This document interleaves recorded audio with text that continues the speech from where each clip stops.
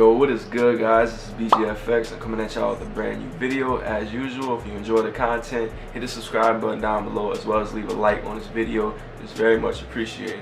So what I actually want to talk to you guys about today is going to be a trade that we took yesterday on GBPJPY. So currently, it's like 4:30 a.m. right now. We have a London session going on, and I'm kind of checking out the markets right now, but I have a little bit of free time, so I figured I'd hop on here and get a video covered for y'all. So I'm going to go ahead and throw a screenshot up of the trade that we took yesterday. This was a very short-term trade setup. You know, these were some scalps that we took on GJ. We went long and we ended up catching around 15 pips on this trade. For me personally, I ended up having to pay like a 3-pip spread, so I believe I closed somewhere around 11 to 12 pips. But this was the first trade that we actually took for the week, so we had to wait a couple days for something to really play out.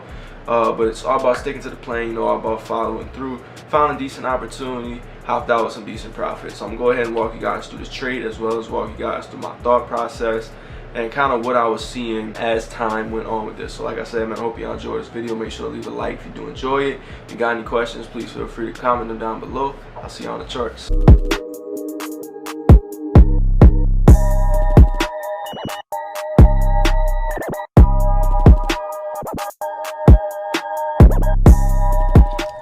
Alright, man, so we have GBPJPY thrown up on the 5-minute time frame. Before I actually get into any analysis, I have the charts rewinded right now, and I just want to press play so you guys can see what type of move I caught. So my entry for GJ was at 139.957.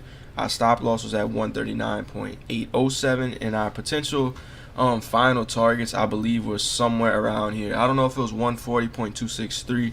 But it was somewhere around here. So this was pretty much a 1 to 2 trade setup. Now keep in mind, typically I'll usually be looking at something larger than the 1 to 2. I like to get 1 to 3s, 1 to 4s. Every now and then you'll have those home run trade setups that are like 1 to 5s and 1 to 6s, but I usually like to be around on 1 to 3 on average. Now the reason I went with a 1 to 2 is because this was really following through with overextended trend. You know, if we were to look back for a second and rewind the markets, you can see that, you know, at the beginning of this week we had a lot of consolidation, especially when you're looking at the market, and you can see that last week price stalled for a bit up here and then it absolutely tanked to the downside. So I could go to the VIP alerts and I could scroll up really quick and I could show y'all, you know, we were looking for something like this to happen. And I know my screen might look a little dark right here, but it'll get bright again once I come back over here to the charts. But yeah, you know, the VIP alert room, I posted this GJ idea, and I was looking for a small push to the upside before we seen another push to the downside. However, if we come look over here, where we at? Yeah, if we come look over here on GJ, you can see that's exactly what happened, but our pullback was not as deep as I really anticipated it to be. I wanted to see that pullback come up to there, and then I would have potentially looked to sell. And the reason for that is because this was really coming from a fundamental standpoint. You know, if we look at the news here, you can see that we did have some PMI data coming through for the GBP, and that really caused price to push down towards the end of the week. So once that actually happened, you can see that price made that extension to the downside and it broke these lows. So if we were to rewind the markets, and something I really like to do is rewind the markets, because even though we know all of this already happened, if you were to look at it from like this standpoint, you know, completely unbiased, you wouldn't really know what was happening next. You wouldn't really anticipate a push to the upside. A lot of people were probably looking for sells.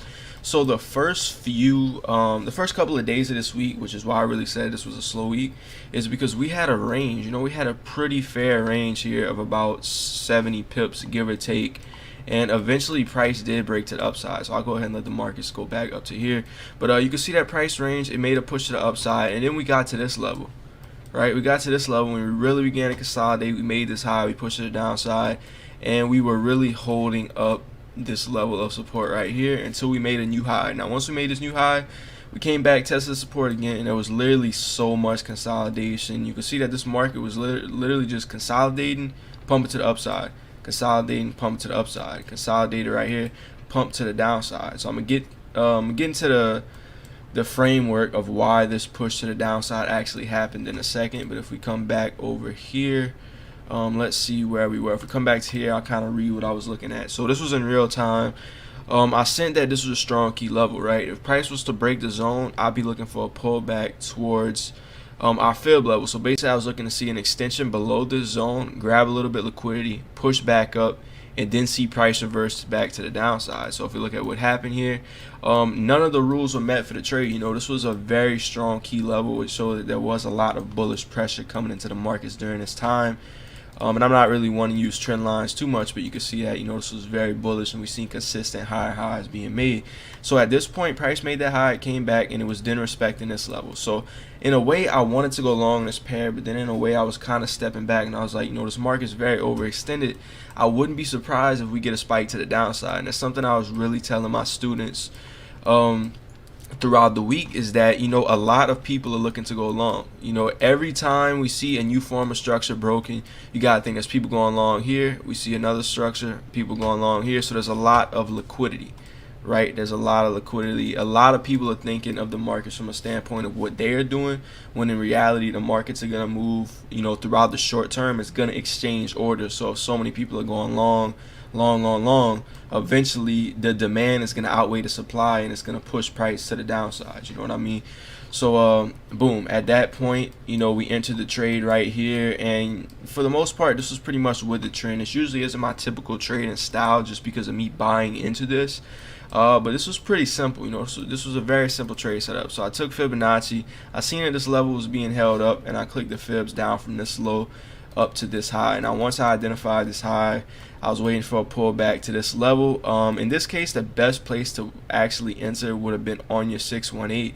However, me personally, I entered somewhere in the middle around that area, and then a stop loss was somewhere below these previous lows. This was a pretty tight stop loss. So keep in mind, you know, if price would have pushed down a little bit more and grabbed liquidity, we would have been stopped out on this trade setup. So it's always good to think of the different odds that you have on the table, because a lot of people might go with tight stop losses, you know, real aggressive trades, when sometimes that may go against you depending on what the average daily range of price is. But for the most part, I entered around this price here, and then I ended up exiting about 15 pips or so in profit.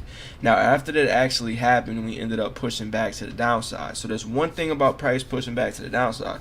Something I like to tell my students is that once price hits take profit 1, move your stops to break even. Well, in this case, you know, if price hit TP1, it would have came back to break even and would have stopped you out, and then it would have flowed back to the upside, and we would have hit TP2 as well for 30 pips. So there's going to be benefits and drawbacks to each type of strategy. You know, there's no real approach. I mean, as long as I've been in the markets, I haven't found an approach that is going to give you the odds in every situation. It's just all about finding what works for you, what works for your personality best. So me personally, you know, if I was to rewind the markets here, I was basically looking for something like this to happen right away. I was looking for some more GBP strength to push through and kind of give us that extra momentum we needed to hit this final target. When in reality, every now and then you're going to see stuff happen, and you're going to see that sellers were holding up this level, and then we came back to the downside. But we also had this level right here giving us as a little bit of backup before we seen a push to the upside. So it's always good to have a bias on the market in a way, but at the same time, a lot of times you'll have a little bit of noise that happens in between your trades, which is why it's always crucial just to kind of keep that psychology on point. So if I was to rewind the chart, so actually let's go ahead and clear some of this off. Let me get these fibs off, let me get these arrows off, and I want to go to the higher time frame to show you guys another reason why I did want to long this, just for the short term at least. Alright, so if we're looking at this on the 1 hour time frame, we throw out EMAs on the chart. One quick reason about why I like to use EMAs, right? EMAs to me are very similar to trend lines, because they measure the average momentum of price now compared to what it was in the future. So the reason I like to do this is because if you take 100 traders, right, and you put 100 traders in a room, and you tell them, can you draw this trend line for me?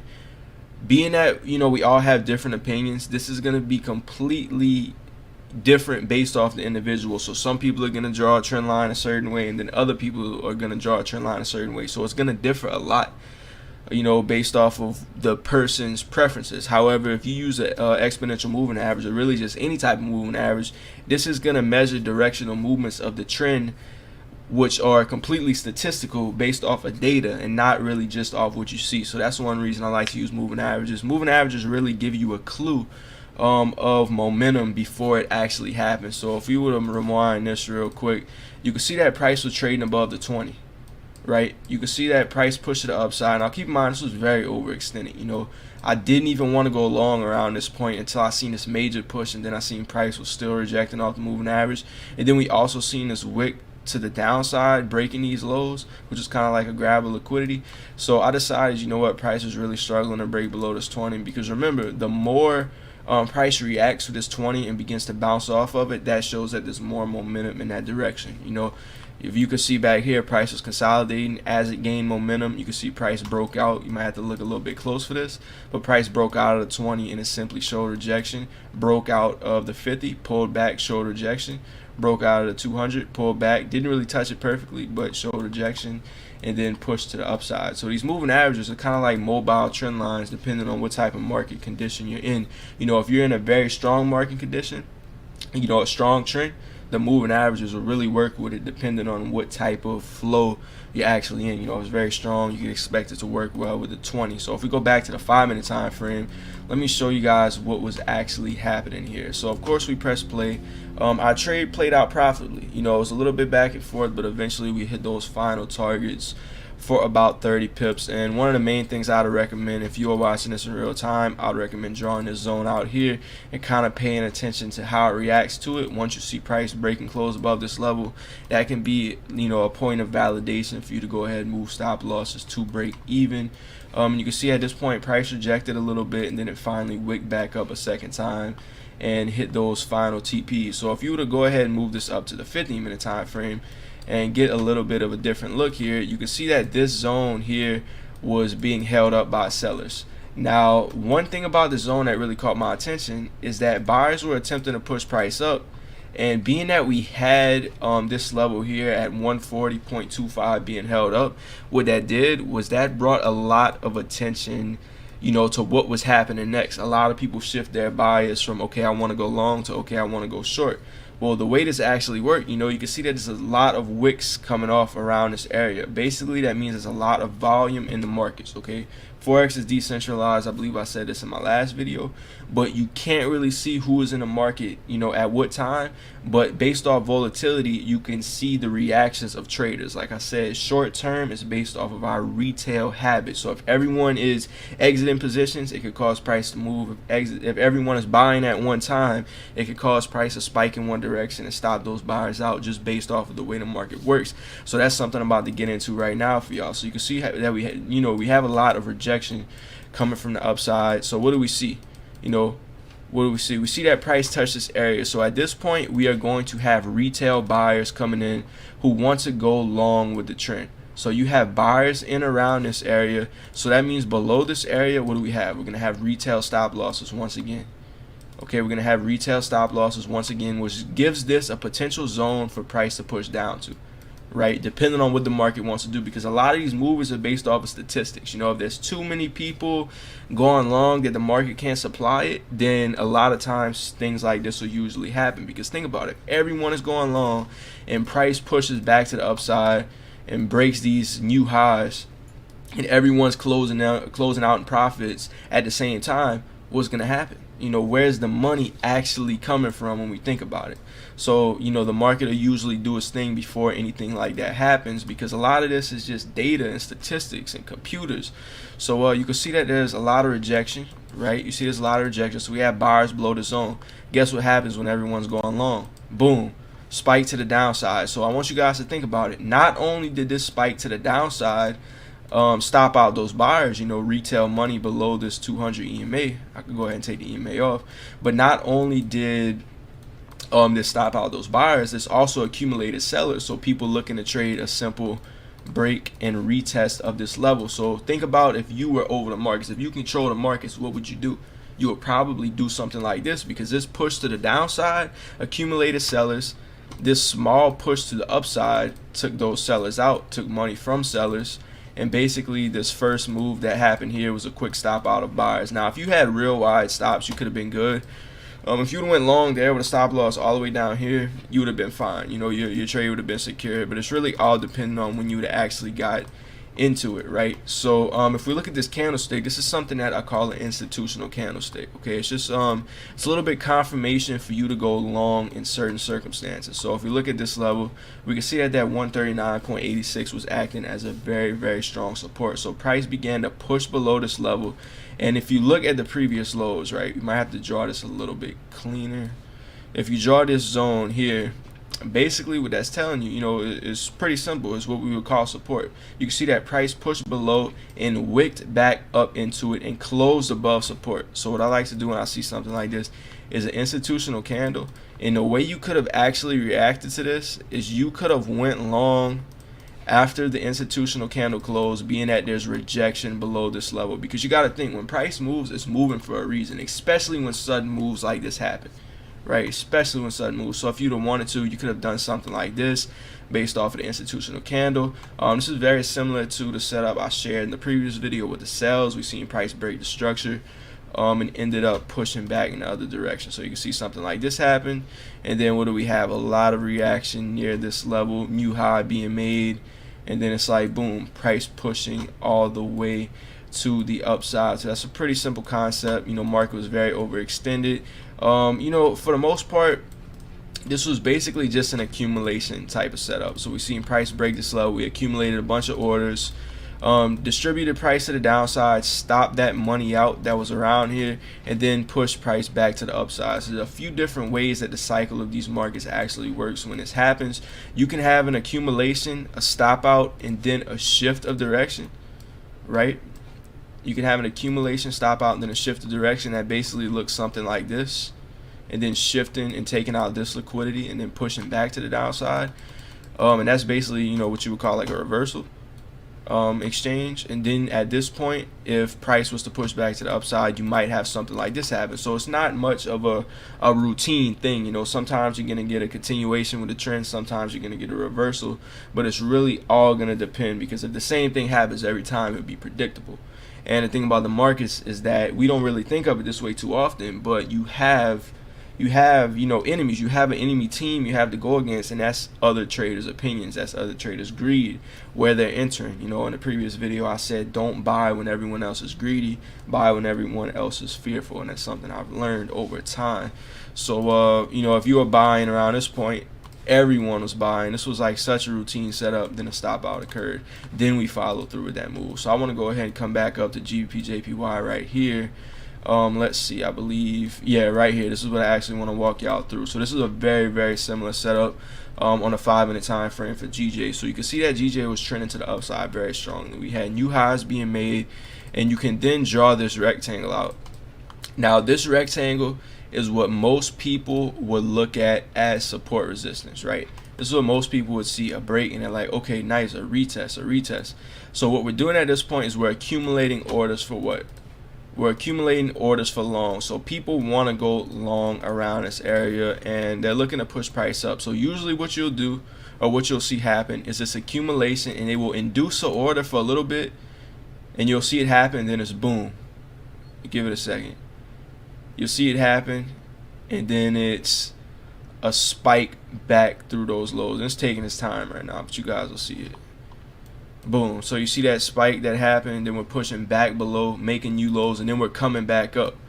So you see how any break and retest traders, if they would have bought here, they would have been stopped out. If they would have sold here, they would have induced it a little bit, and then they would have stopped them out. So this was like a double bottom type of formation that actually occurred. So if we come up to the 15-minute, you can see that very clear how we faked that out. We accumulated those sellers, and then if anyone was looking to do something like this, perfect descending channel, anyone looking to short around this area, I guess you could say they could have caught like 20 pips or so, but if they had some type of targets like this, you could see that they were stopped out. And then usually what happens is you'll have your noise in the middle.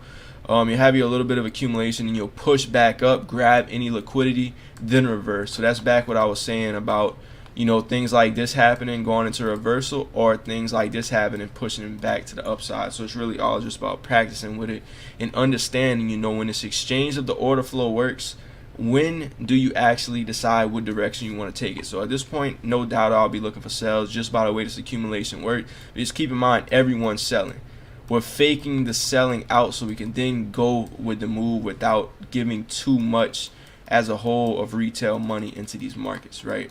So yeah, man, for the most part, that's the concept of that. Let's go ahead and see if we can press play. So right here on GJ, you can see that we broke this level of market structure. Same exact thing, and then you could draw this level of market structure. And then we have this accumulation. We're inducing the order, pushing it down a little bit, taking liquidity out, reversing, and then going with that direction. So it's pretty much the same thing. If you look at this side of markets, very simple. Push down, grab liquidity, pull back, follow through. And then same thing happens. Push up, pull back, little bit liquidity, follow through. So we're inducing it a little bit and then we're following through, because we got to think there's so many different types of traders in these markets. Different retail traders have different types of approaches. So just because someone's looking to go long right here, you also have the person that's taking the Fibonacci and they're bringing it up to here, seeing this market structure broken, and they're looking to enter right here. See what I mean? So there's different types of accumulation, and there's winners and losers in each flow and cycle of the market. So let's go ahead and let that do its thing. I do believe once the market comes back up to this area, let's see. Yeah, same exact thing happens right here. So you can see how price broke this level, pulled back, induced it, stopped them out, came back up, then reversed, right? Came down here, induced it, pushed to the downside, grabbed the liquidity, pulled back, pushed back to the upside. Look at what happened here. Structure broken, pulled back, induced it, pushed back to the downside to grab the liquidity, followed back through, reversed. Right? So very, very simple. Same thing here. Same thing here. Price is making these lower lows, making a new low. Price is following through. Push up, grab liquidity, pull back, and then follow through. Right, so I'm gonna make some more videos in the future explaining the cycles of the market and how most retail traders get stopped out.